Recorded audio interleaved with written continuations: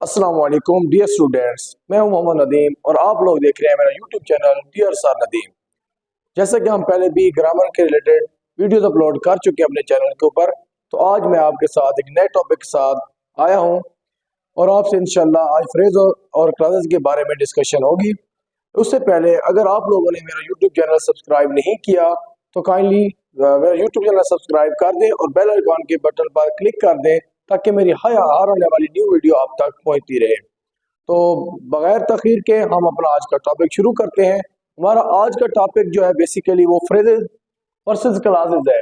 तो इसमें हम सिर्फ फ्रेज और क्लास के बारे में पढ़ेंगे कि ये होती क्या है, और अपने आने वाली वीडियोस में मैं आपको उनकी टाइप्स के बारे में भी डिटेल से आगाह कर दूंगा।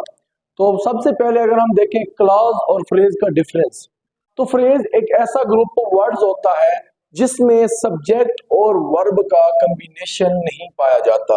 यानी कि अगर आप फ्रेज के बारे में बात कर रहे हैं तो एक ऐसा पार्ट ऑफ सेंटेंस होगा जिसमें अगर फर्ज करें कि कहीं पर सब्जेक्ट आ जाता है तो वहां पर वर्ब नहीं होगा, और अगर कहीं पर वर्ब आ जाता है तो वहां पर आपका सब्जेक्ट नहीं होगा।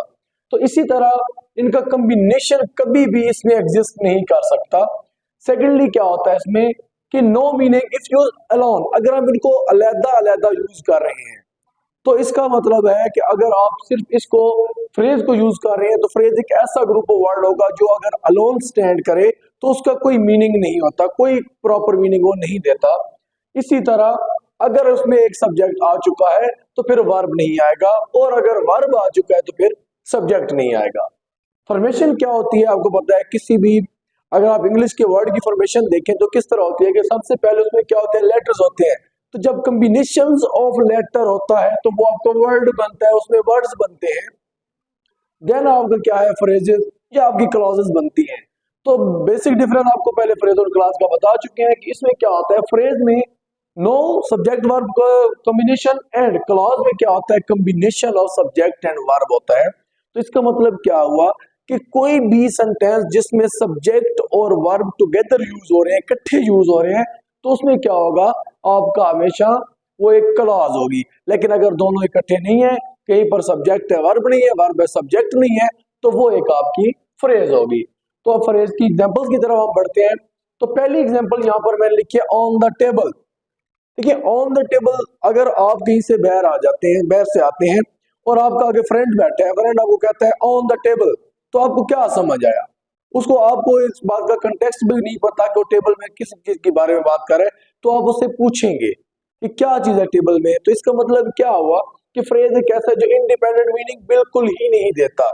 आगे चले इन द कॉर्नर, मैं आपको कह देता हूं जनाब इन द कॉर्नर, तो आप मुझसे पूछेंगे आप, क्योंकि इन द कॉर्नर खुद कोई मीनिंग ही नहीं दे रहा कि भाई क्या पता है कॉर्नर में क्या है, किसी को कुछ नहीं पता कि कॉर्नर के अंदर क्या चीज पड़ी हुई है। तो जब तक मैं आपको आगे इसके मजीद कुछ वर्ड ऐड करके क्लियर नहीं कर देता तो ये अलोन कोई मीनिंग नहीं देगी। जैसा कि मैंने ऊपर यही बात आपको बताई थी कि जब ये अलोन स्टैंड करती हैं फ्रेजेस, तो कभी भी फ्रेजेस अलोन स्टैंड होकर मीनिंग नहीं देती। तो इसके आगे अगर हम चले जाएं, my friend is a good football player, अगर मैं इसको माई फ्रेंड को यहां से रिमूव कर दूं, अ गुड फुटबॉल प्लेयर, तो ये क्या है, आपकी एक फ्रेज बन जाएगी। किस बात पे फ्रेज बनेगी, क्योंकि इसमें ना तो कोई सब्जेक्ट वर्ब का कॉम्बिनेशन आपको नजर आ रहा है, ना ही ये प्रॉपर मीनिंग कन्वे कर रही है। अ गुड फुटबॉल प्लेयर, अब आप किसी को कह दें अ गुड फुटबॉल प्लेयर, तो वो कहेगा कौन, who is the good football player. इसका मतलब है कि उसको आपकी बात क्लियर समझ ही नहीं आई कि आप किसके बारे में बात कर रहे हैं, उस आने वाले शख्स के बारे में बात कर रहे हैं या आप किसी और ऐसे शख्स के बारे में बात करना चाह रहे हैं। तो क्या है कि इसमें उसका कंप्लीट मीनिंग उसको समझ नहीं आया। तो ये क्या है, जब आप इसको कंप्लीट यूज करेंगे तब उसको समझ आएगी।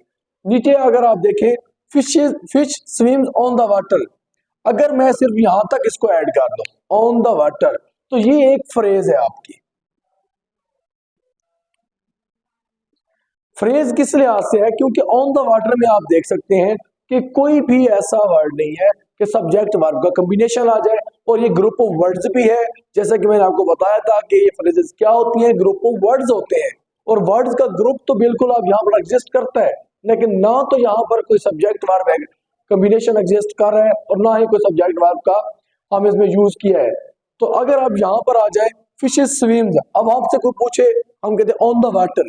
भाई ऑन द वाटर क्या, ऑन द वाटर आपको कोई समझ नहीं आएगी जब तक मैं आपको पूरा कंटेक्स्ट क्लियर करने के लिए कंप्लीट बात नहीं बताऊंगा। तो इसका मतलब फिर अगेन वो हुआ कि फ्रेज एक ऐसा कॉम्बिनेशन ऑफ वर्ड्स होते हैं जिसमें आपको मीनिंग्स क्लियर नहीं होते। आगे चलते हैं। She is sleeping on the floor.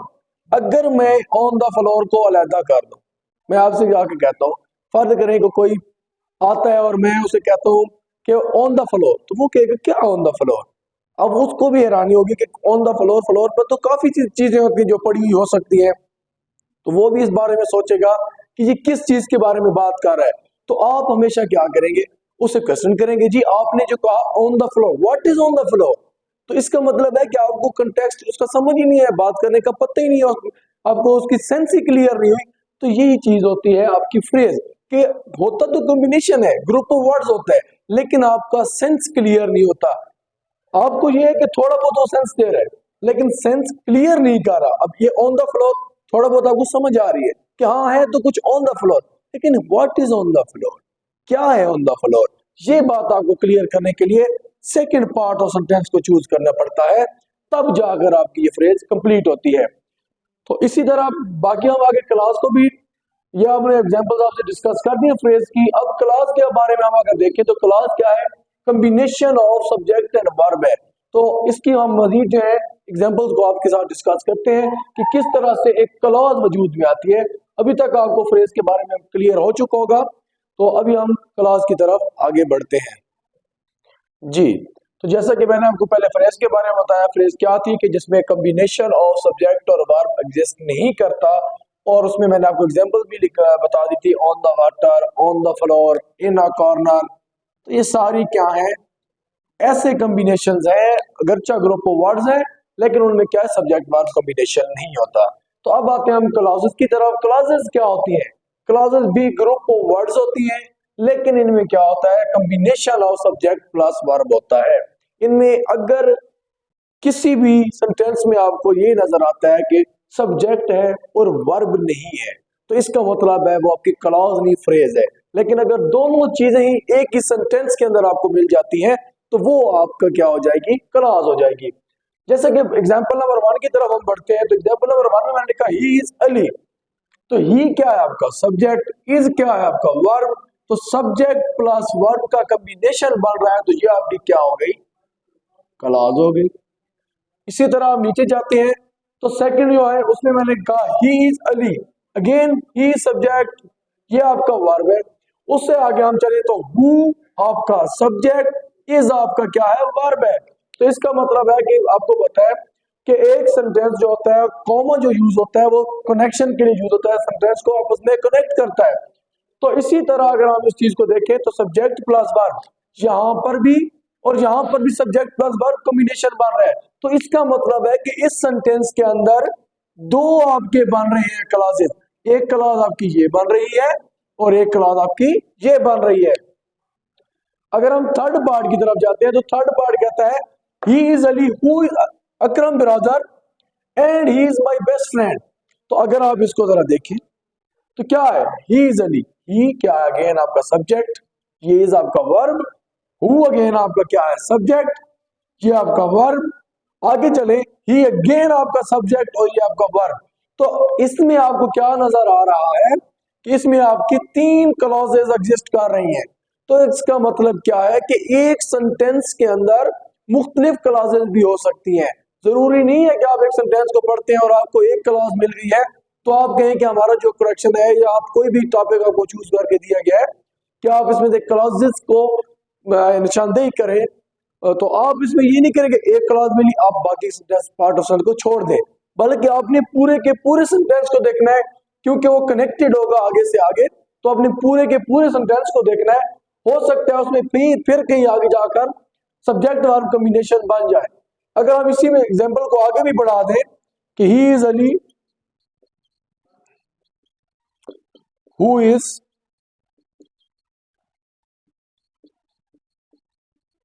Akram brother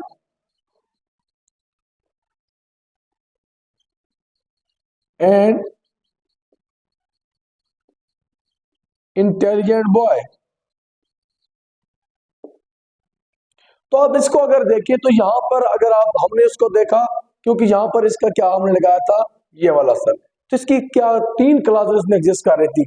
अब अगर मैंने यहाँ पर लिख दिया कि एन इंटेलिजेंट बॉय, तो इंटेलिजेंट बॉय क्या है आपका कि इसमें तो ना ही कहीं सब्जेक्ट वर्ब का कॉम्बिनेशन है, तो ये आपकी कभी भी एक क्लास नहीं होगी।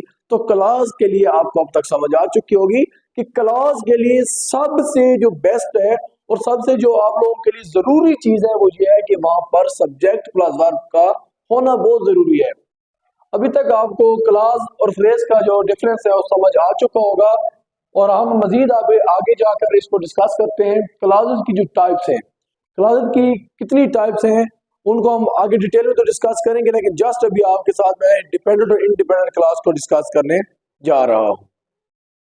जी, तो जो क्लासेस और फ्रेजेस की फर्दर टाइप्स हैं उनके बारे में हम जो है आने वाली वीडियोस में कंप्लीटली उसको डिस्क्राइब करेंगे और उसके बारे में डिटेल में डिस्कशन करेंगे। लेकिन फिलहाल आपको मैं क्लासेस की जो बेसिक 2 है उनके बारे में बता रहा हूँ टाइप्स के। इसमें 2 टाइप्स क्या होती है, स्टार्टिंग होती है कि डिपेंडेंट और इंडिपेंडेंट। देखिए वर्ड सुनते ही आपको पता चल जाता है कि डिपेंडेंट क्या होता है, इंडिपेंडेंट क्या होता है। डिपेंडेंट का मतलब ये होता है कि किसी दूसरी चीज पर आपका निसार करना।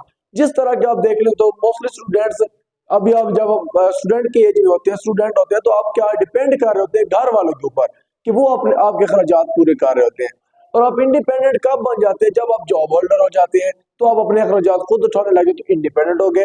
तो इसी तरह क्लासेस भी होती हैं कि जो कुछ इंडिपेंडेंट होती हैं और कुछ डिपेंडेंट होती हैं। तो डिपेंडेंट क्लासेस जो होती हैं वो अपना अलोन मीनिंग नहीं दे रही होती, वो दूसरी क्लास पे डिपेंड कर रही होती हैं कि वो साथ जब उनके जुड़ जाएगी तो मतलब समझ आ जाएगा। लेकिन इंडिपेंडेंट क्लासेस क्या होती हैं, वो अपना मीनिंग खुद ही एक ही वो उसमें कन्वे कर चुकी होती हैं। तो सबसे पहले डिपेंडेंट क्लास की एग्जांपल की तरफ बढ़ते हैं। तो पहली एग्जांपल है हु इज अलीज ब्रदर। अब मैं किसी को कहता हूँ वो जो अली का भाई है ना, वो कहेगा क्या अली का भाई है भाई, तो मैं उसको अब बताऊंगा, अगली बात उसको समझ आएगी। किसी के बारे में मैं क्या देता हूँ, मैं कहता हूँ वो जो इंसान है ना, वो वाला शख्स, वो कहेगा भाई कौन सा शख्स, उसने क्या किया। तो इस तरह की चीज मतलब क्या है कि मुझे उसको बताने के लिए कुछ और ऐड करना पड़ेगा साथ। तो ये क्या है, डिपेंडेंट क्लास है, डिपेंड कर रही है कि अगला बंदा कुछ मजीद ऐड करे, नीचे आ जाए। मैं फर्ज करें किसी ने आपसे पूछा कि जी आप क्या मसला था, आप कहते even I was unwell yesterday, अगरचे कि मैं कल बीमार था। तो कहते भाई अगर तू बीमार था कल तो फिर क्या हुआ, क्योंकि जो वर्ड यूज किया अगरचे, इसका मतलब है उसने इसके बाद भी कोई एक्शन किया है।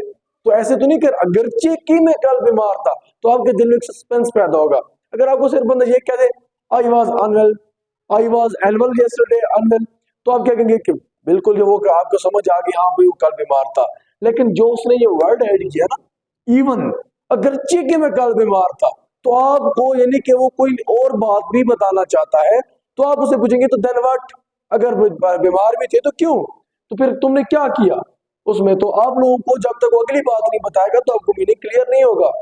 इंडिपेंडेंट क्लास क्या होती है, जो अपना मीनिंग कन्वे कर चुकी होती है। जिस तरह मैंने कहा ही इज अली, वो आपको कोई मिलने आया, 2-3 दोस्त आए आपको इंट्रोडक्शन कराने के लिए अली के साथ, तो वो कहेगा ही इज अली, तो आपको समझ आ जाएगी कि ये इनका दोस्त अली है। नीचे आ जाए तो हम किसी के बारे में बात कर रहे हैं तो वो कहते हैं he is good actor, he is a good actor, ये एक अच्छा एक्टर है। तो आपको समझ आ गई कि ये एक एक्टर भी है, इस बात की भी क्लियर हो गया, और दूसरी बात भी समझ आ गई कि गुड एक्टर है, यानी कि आपको कंप्लीट समझ आ गई कि एक अच्छा एक्टर। तो आप हाँ बिल्कुल जी ठीक है, ओके मुझे समझ आ चुकी है। नीचे आ जाए, Pakistan is my dear country, Pakistan मेरा प्यारा मुल्क है। तो इसमें भी कंप्लीट आपको समझ, किसी ने मुझे पूछा भाई कि हम जा रहे हैं, तो मैं कहता हूँ किसी को कि भाई पाकिस्तान हमारा प्यारा मुल्क है, तो उसको समझ आ जाएगी कि ये किस कंटेक्स्ट में, ये किस चीज के बारे में बात कर रहा है। तो एक एग्जांपल मैंने आपकी एंड पे ऐड की है, सारी चीजों को कंबाइन करके कि even I was unwell yesterday. अगर यहां तक देखें तो ये एक डिपेंडेंट क्लॉज बन रही है, ये डिपेंडेंट है क्योंकि इसका कोई मतलब नहीं है। Even I was unwell yesterday, अब इसको यहां पर छोड़ के आगे चलते हैं। I went to his house, मैं उसके घर गया। भाई इस बात की समझ आ गई आपको, किसी को भी बताऊंगा भाई वो कहेगा कहाँ गए, तो मैं कहूंगा मैं उसके घर गया। लेकिन अगर मुझे कोई ये पूछे जी तो मैं क्या कहूंगा, even I was annual yesterday, वो कहेगा क्या फिर क्या किया तुमने? लेकिन जब मैं उसको ये कहूंगा I went to his house, वो कहेगा ठीक है, यानी कि ये उसके घर गया था। तो आगे क्या है, because he had invited me, ये भी एक आपकी डिपेंडेंट क्लॉज है। डिपेंडेंट आपकी कैसे बनेगी ये वाली क्लॉज? क्यों बनेगी? क्योंकि because he had invited me. अब आप किसी को बता रहे हैं भाई because he had invited me, वो कहेगा देन व्हाट, तो क्या हो गया, उसने इनवाइट किया। तो आप कहेंगे, आप उसको आगे रीजन देंगे कि जी उसने मुझे इनवाइट किया तो मैं उसके घर गया। अगर आप ये नहीं कहते तो उसको इसकी बात की समझ नहीं आएगी कि आपने क्या कहा कि because he had invited me, क्योंकि उसने मुझे इनवाइट किया। अब क्योंकि उसने इनवाइट किया तो क्या मतलब है, आप नहीं गए या आपको कोई मसला था उसको इनवाइट करने में, वो आपको इनवाइट ना करता, तो इस किस्म की आपको कोई ना कोई आगे रीजन देनी पड़ेगी। तो इसी तरह एक ही सेंटेंस में डिपेंडेंट, इंडिपेंडेंट और डिपेंडेंट क्लॉजेज आ सकती हैं, बार बार रिपीट हो सकती हैं। तो उम्मीद करता हूं कि आज वाला लेक्चर आपको क्लियर हो चुका होगा, समझ आ चुकी होगी कि किस तरह से आप फ्रेज और क्लास में और फिर डिपेंडेंट और इंडिपेंडेंट क्लास में डिफरेंस कर सकते हैं। तो अगर आपको ये लेक्चर मेरा पसंद आया तो आप लोग मेरे चैनल को सब्सक्राइब कर दीजिएगा और दुआओं में याद रखिएगा। इंशाल्लाह बहुत जल्द आपके साथ अगले लेक्चर में के साथ मैं हाजिर हो जाऊंगा। अल्लाह हाफिज।